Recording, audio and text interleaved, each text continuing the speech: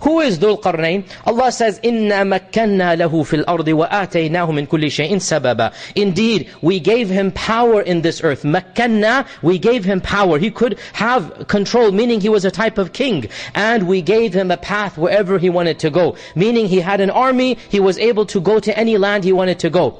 Some scholars have said that Dhul Qarnayn was a prophet. But when you look at the story, and you look at this ayah, it doesn't look like it. Because when Allah describes Khidr, Allah subhanahu wa ta'ala says, we gave him a knowledge from us. That is prophethood. When Allah describes Dhul Qarnayn, He says we gave him power.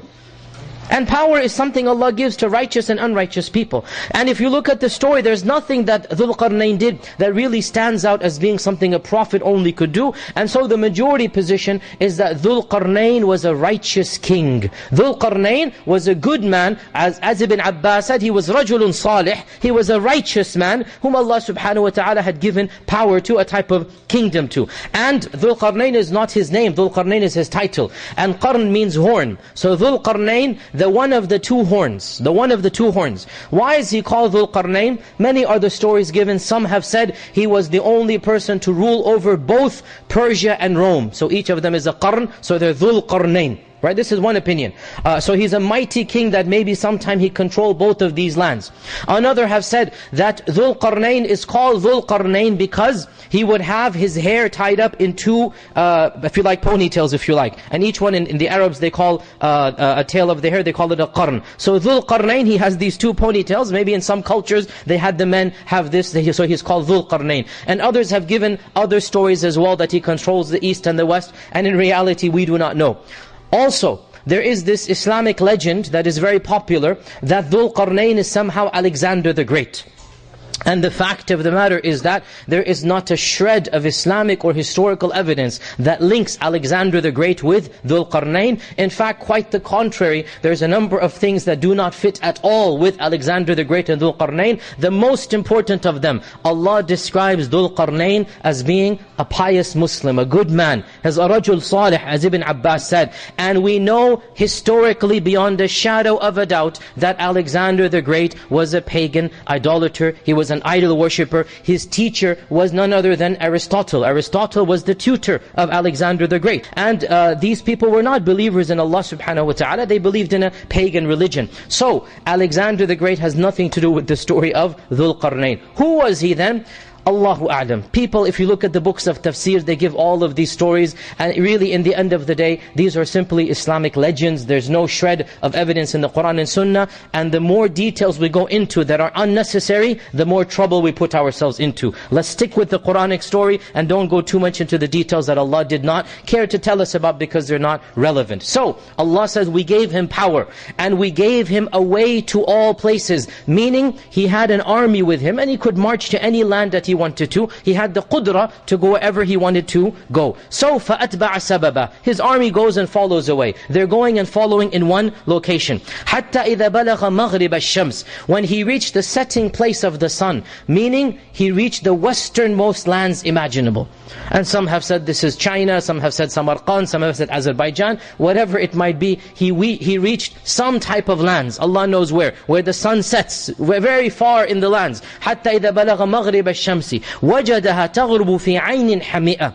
He found that the sun was setting in, there's two recitations here. عَيْنٍ حَمِئَةٍ means cloudy water, and then there's another qira'ah, عَيْنٍ حَامِيَةٍ, boiling hot water. And both of these are valid. So it was a strange type of lake. It was not a regular lake. It was a lake that was muddy and very hot. And some have said this might be lava or something of this nature. Allah knows best. It was something different rather than regular water. It's something different. عَيْنٍ حَمِئَةٍ وَوَجَدَ عِنْدَهَا قَوْمًا.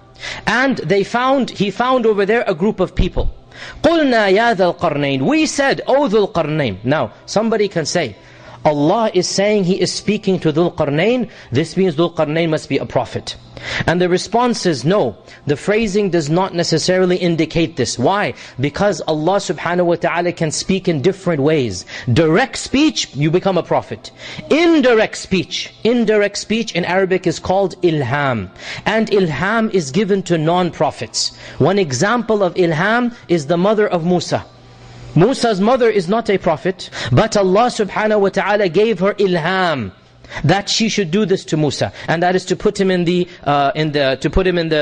little, if you like, cradle or the ship that was made by hay, and the basket, and to throw it into the river. Where did she get this from? Right? Allah says, we told her. Meaning how? Through ilham. And also Allah subhanahu wa ta'ala says, we said to the mountains. Mountains don't become prophets. Allah says, we said to the bees. Bees don't become prophets. So speech of Allah subhanahu wa ta'ala only makes the recipient a prophet when that speech is direct, when it is heard. A direct speech from behind a curtain, or revealed through an angel.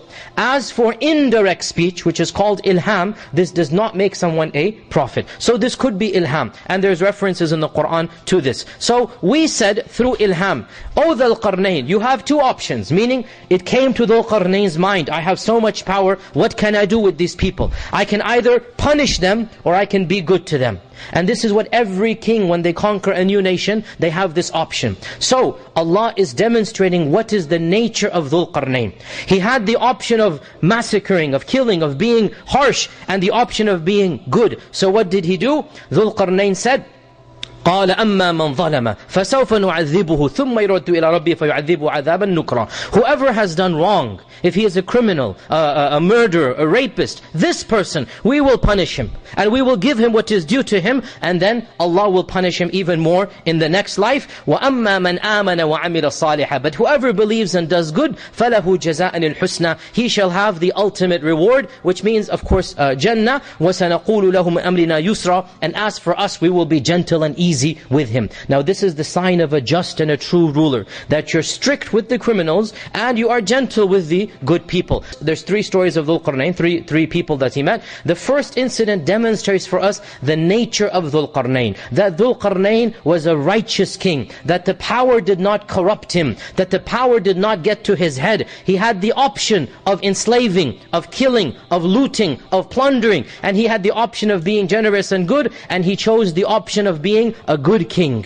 And that was, those who do wrong will be punished, and Allah will punish them even more, and those who are good, we will reward them. So this shows us the nature of Dhul Qarnayn. ثُمَّ أَتْبَعَ سَبَبًا. Then he followed another road. حَتَّى إِذَا بَلَغَ مَطْلِعَ الشَّمْسِ. Now he found the sun rising. So this is some land in the east. He found the sun rising. وَوَجَدَهَا تَطْلُعُ عَلَى قَوْمٍ لَمْ نَجْعَلْ لَهُم مِّن دُونِهَا سِتْرًا. He found that this group had nothing to protect them from the sun. Some have said this means that they did not know how to build buildings. They were still living in the open, and they were just using the trees as shade. Others have said this means that they were a group that didn't wear clothes. ثُمَّ أَتْبَعَ سَبَبًا. Then he followed all along in another way. حَتَّى إِذَا بَلَغَ بَيْنَ السَّدَّيْنِ. Until finally he found a passageway between two mountains. And he found there a group of people, they could not speak to him. لَا يَكَادُونَ يَفْقَهُونَ قَوْلًا. What this means is they were cut off from all civilization. Because every civilization has a translator, has an interpreter. Every civilization you go to, you will find somebody who speaks your language, if the civilizations interact. Only if you go to a civilization that is cut off. If you go to, they just discovered a tribe in the jungles of Brazil, right? There's not going to be any translator for the language of that tribe. So Allah is indicating that Dhul Qarnayn went to a far away land, cut off from human civilization, cut off from contact with other groups of human beings. They couldn't even communicate. And this is the height of being cut off from other civilizations. So they communicated through other than speech. And they communicated through their hands. So they said, which is, everybody can do this. You can always communicate basic stuff, images and whatnot. So they said to Dhul Qarnayn that Ya'juj and Ma'juj are causing a lot of evil on this earth. So this means that this tribe and Ya'juj and Ma'juj were interacting with one another. And Ya'juj and Ma'juj, some have said, were related to this tribe. So Ya'juj and Ma'juj are causing evil. They are plundering, they are killing us, they're raping, they're causing our damage, they're causing much evil in the land. So if we pay you, you are such a mighty king, you have this vast army, you clearly are from a superior civilization, you seem to be a good man because you're so nice to us. Take this money and protect us from Ya'juj and Ma'juj. Can you build a wall between us and them? They come through this valley, build a wall. نَجْعَلَ بَيْنَنَا وَبَيْنَهُمْ سَدًّا. And a sadd is like a barrier, a dam. So Dhul Qarnayn says, قَالَ مَا مَكَّنِّي فِيهِ رَبِّي خَيْرٌ. Whatever Allah has given me is better than your money. I don't need your money. I don't need your money. I will do it fi sabilillahi ta'ala. I will do it for the sake of Allah subhanahu wa ta'ala. But what I need from you, فَأَعِنُونِي بِقُوَّةٍ. You help me with your manpower.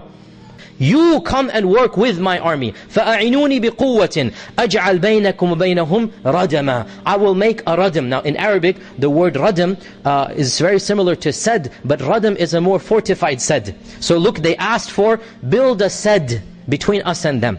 Right? بَيْنَنَا وَبَيْنَهُمْ سَدًّا. Dhul Qarnayn said, I will build something even better. I will build a radam. And a radam, there is no English equivalent, but it's like a fortified dam. It's like a barrier that has been fortified. So Dhul Qarnayn said, I will do something even better than this. So Dhul Qarnayn says, آتوني زبر الحديد. Bring me pieces of iron or sheets of iron. حتى إذا ساوى بين الصدفين. When he had laid it between the two mountains. So he's building a type of barrier with iron, which is right now cold. قَالَ انْفُخُوا. He said, blow. And the blowing here is with the bellows, with the fire. So once he's put the iron there, a massive fire is being built. A fire that is so hot that all of this iron will become molten ore and stick together. So this is the help that he needs from these people. Allah knows how they built such a large fire. Allah knows what they did. But Dhul Qarnayn had the technology to do that. قَالَ انْفُخُوا حَتَّى إِذَا جَعَلَهُ نَارًا.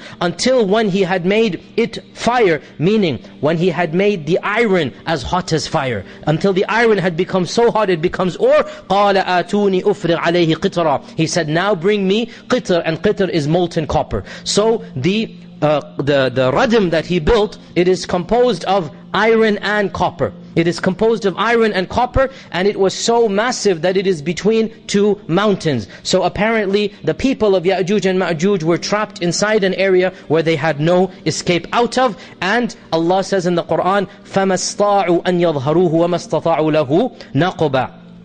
They could neither climb over it, nor could they dig underneath it. This is really what it translates into. فَمَا اسْطَاعُوا أَنْ يَظْهَرُوهُ. They couldn't go on top of it. وَمَا اسْتَطَاعُوا لَهُ نَقْبًا. Nor could they dig a hole, nor could they go underneath it. And then Dhul Qarnayn said, قَالَ هَذَا رَحْمَةٌ مِّن رَبِّي. This is a mercy from my Lord. And according to one interpreter, he actually fell into sajda, thanking Allah that he was able to do this. So this shows us Dhul Qarnayn realized how evil Ya'juj and Ma'juj are, and he thanked Allah for blocking them up. We hope you will continue to enjoy our content. Don't forget to subscribe, and by pressing the bell next to the subscribe button, you will receive updates and notifications. Thank you.